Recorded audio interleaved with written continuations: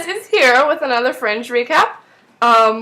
Yeah, sorry it's really late again because I'm just being really lazy lately. So, yeah, but I'm here now. So, I thought Brown Betty was like the best, like even better than Jacksonville. It was like so awesome and like the singing and like everything, and it was just like really awesome. So, yeah, I'll continue on with the recap now. Season 2, episode 19, Brown Betty. So, oh, by the way, I have to use the Fox recap again because the French Viking people didn't write the recap again. I'm not being mean. I mean, it doesn't really matter. But, yeah, so the Fox ones aren't as good, but they'll have to do. So, Walter is, like, totally tripping on, like, marijuana, I believe. Yeah. Because, like, he's all sad that Peter left and everything. But, yeah. So, he goes on this whole drug trip. And then, for some reason, he, like, starts to get really organized, like, and stuff. Like, labeling things. And then Astrid's like, Walter, what are you doing? And he's like, oh, you know, I think it's really good to get organized or something like that. And then she was like, Walter, I know this is because of Peter. And he's like, no, it's not that, or whatever. And then suddenly Olivia walks in and Walter's like, oh, did you find Peter? And she's like, no, because I kind of had to do something. He's like, well, what's more important than finding Peter? And then Ella walks in and I'm like, wow, great job, Rachel. You're a great parent. You just dumped your daughter on Olivia when, like, her best friend has gone missing and you just run off to Chicago. Wow. But, yeah. I used to think Rachel was okay, but now I kind of just hate her because she's really, like, negligent, you know. When she was, like, she was just, like, boiling pasta while Ella was, like, on the computer and her brains were about to get liquefied. The only reason she stopped was because Olivia ran in with her gun or whatever. And I was like, is anyone here? But, sorry, I'm getting off topic. So, yeah, so Ella's there with Olivia because Olivia has to take care of Ella because Rachel went off to Chicago and she can't take care of Ella, obviously. So, there she is. Oh, sorry, that was my computer. And, so then, but Olivia has to go leave and look for Peter again and stuff. So, Astrid has to babysit and Walter, sort of, but not really his. Walter's on a drug trip. So then, like, Olivia goes and they're doing stuff. And, like, Ella's playing Operation with Walter.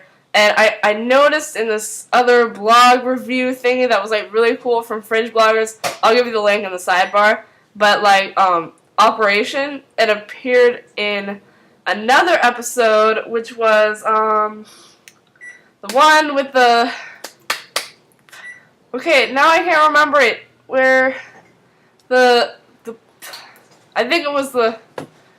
No, I don't know. Where they go to that weird little town, and then they have to look for the satellite thing, and then Astrid goes into that room and, like, plays Operation, and the people's faces are deformed. Do you remember?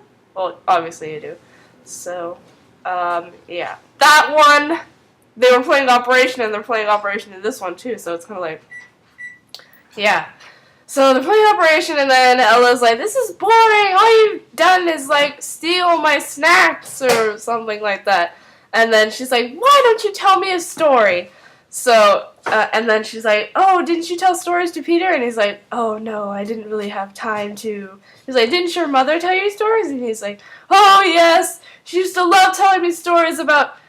detective stories, da da da da, and all this stuff goes on, and then she's like, so tell me a story, and it's like, okay, so, once upon a time, with, like, these freaky hand motions and stuff, so then it goes into the whole story with the musicalness, and, okay, so Olivia is, like, this detective, private-eyed chick from the 40s or whatever, and she looks so cool. Like, she has, like, really curly hair and, like, red lipstick and, like, this brown hat with, like, a coat, and she's like, well, not like that, but, you know, and it was, like, really awesome. She should grow her hair more often, but I guess that would not be the same.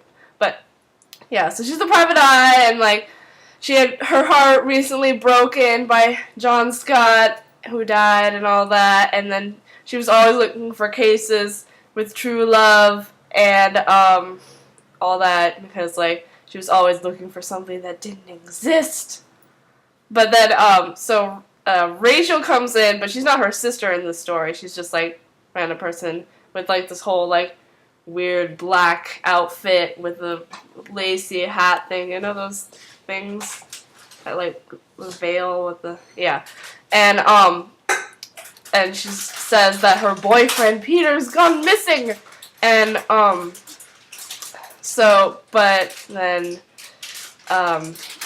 so she files a missing case on Peter Bishop, and then Olivia doesn't want to really do it, and then she just decides to, because this is one part where Rachel's really trying to get Olivia to help her with the case, and then she's like, oh, you know, I love him, there's a connection or something like that. And then she opens her mouth, and then you hear Walter's voice singing Head Over Heels by Tears for Fears. And then it goes to the lab, and he's like dancing, like this is like really weird. It's so funny though. And sorry, I'm not being very detailed because like this recap is like totally suckish. Like the whole first part is just like Walter's story revolves around a private detective named Olivia Dunham who takes the case of a missing person named Peter Bishop. Like they don't even mention Rachel or anything. Ugh, Fox. Okay. So, yeah. So Olivia decides to work on the case to help Rachel and yada yada. So then she goes to visit Lieutenant Broyles at a piano bar and such. And when she comes in, Broyles is singing Low Spark of High Heeled Boys by Traffic. And he actually sounds pretty good. I mean, like, I didn't know he was even gonna sing, but he was pretty cool, like playing piano and stuff. And then she's like, "Hey, Lieutenant Broyles, what? You're not even gonna say hello?" And all this stuff. I thought they would have more like accents and stuff, you know, like from like some old movie or whatever. But I still liked it. So she goes in, and then she shows him like this logo that she found in Peter's apartment, and like these photos of Peter. He doesn't recognize Peter, but like it's half, like, no, it's not half, but it's like the Massive Dynamic logo that's kind of like all messed up. And so then Broyles draws in the rest of the logo, and he's like, it's Massive Dynamic, this big corporation or whatever. So then Olivia goes to meet Nina Sharp, who also has her hair all curly and whatnot. And if I remember, I saw in a few articles that Nina was supposed to sing to Olivia, right? But she never did. They probably just decided to cut it out or whatnot. But I thought that would be kind of cool, I guess. But not really. No, well, I don't know. Okay, so Olivia goes and meets Nina Sharp, and she has like a rotary phone and cool stuff like that. And then she warns Olivia that he's a dangerous con man, to stay away from him because he's probably up to no good, and like he was using Rachel for something, but they don't know what. And yeah. So then Olivia calls Rachel while she's in the car, right? Is that? And like then Rachel's just going, help me, oh my gosh, Agent Dunham or something.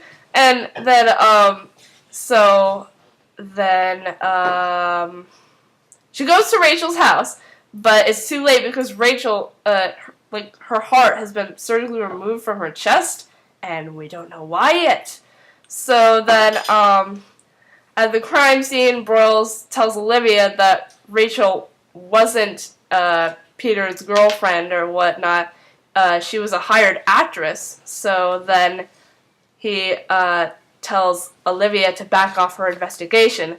And then she leaves, but then she looks at Peter's date book. Rachel's date book. Oh, sorry. I'm like being a total klutz on this. Okay, so now we're going to go to part 2.